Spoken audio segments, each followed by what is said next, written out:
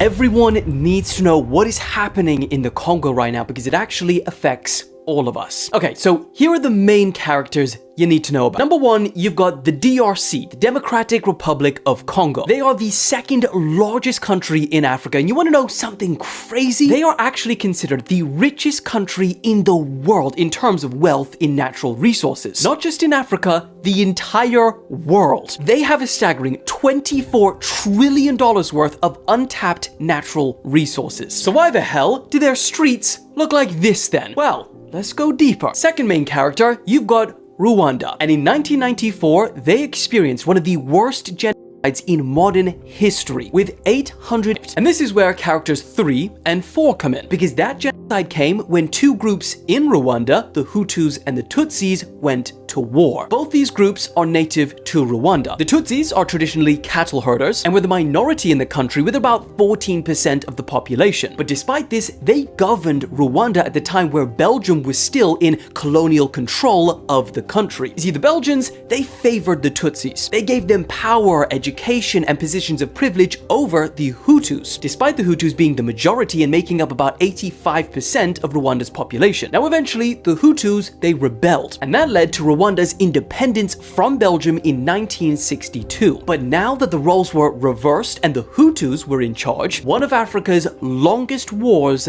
began, and it culminated in that genocide that I previously mentioned. Hutu extremists systematically ended the lives of between 800,000 and 1 million Tutsis, which is now globally recognized as a genocide. However, despite this, the Tutsis were still able to regain control of Rwanda, and a key detail is they still maintain that control till this day. Now this is where character 1 comes back into the mix, the Congo, because during that 1994 genocide, many of those Hutu extremists fled into the Congo, which is also where many of them remain till this day. Now that's a really important detail because since that genocide, the Tutsi Rwandan government has constantly invaded the Congo since then, using the justification that those Hutus who committed the genocide and then fled there, well, they are still a security threat and need to be eliminated. And now we are at the super controversial part that everyone argues about, because when Rwanda, or the rebel forces that they have backed, enter the Congo, well, they haven't just eliminated the Hutus like they said. Over the years, they've overthrown parts of the country's government, installed new presidents, and caused major political destabilization. And so many accuse Rwanda that their intentions are actually all about controlling Congo's resources. And that brings us to today and what's happening now. Because